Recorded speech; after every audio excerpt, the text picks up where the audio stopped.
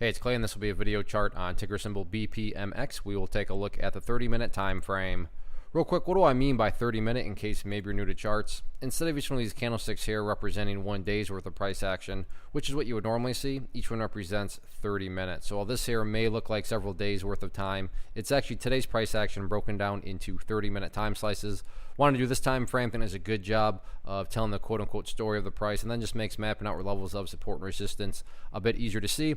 I did this analysis in the past. That's where these green and red line annotations are coming from. But after today's price movement, definitely some updates here need to be done. First thing I'm going to do is just go ahead and delete this green line out. Sure, it still pertains to the chart. It's just not relevant right now. And from a presentation standpoint, I don't want to risk causing confusion because there's clutter with lines and annotations all over the place. So I just want to try to keep this as clean as possible.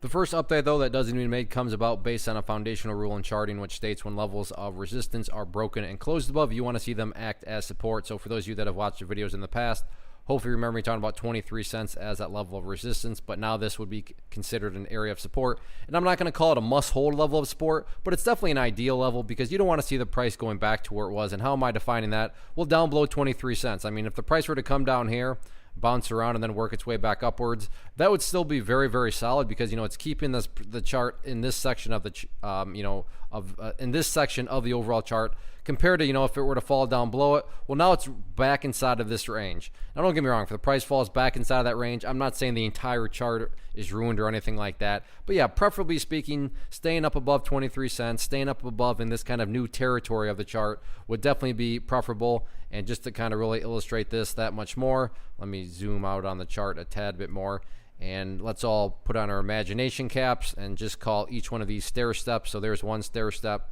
and then you have another stair step right there. And if 23 cents becomes the new stair step, well, then you can very clearly see that the big picture stair steps are quite clearly trending in the upwards direction. And assuming you are long, that is the name of the game. It's all about building those uptrends, and that's essentially what 23 cents is representing and why I'd consider it a pretty important level of support.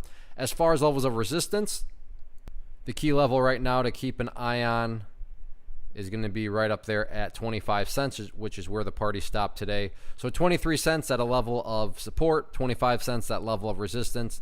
All in all, though, great start to the week, and a lot of time left to unfold for the week. So let's see how these next few days all play out. One of the biggest questions I get is, hey Clay, how do you find the stocks that you trade? So what I've done is put together a free resource guide where I talk about the tools that I use to locate stocks that I find interesting and think may have potential. So if that sounds like something that could add value to you as a trader, then click on the image that is up on the screen right now and I will email you the guide. The guide itself is very short and to the point, and best part, it's completely free. Thanks for watching the video. Let me know if you have any questions.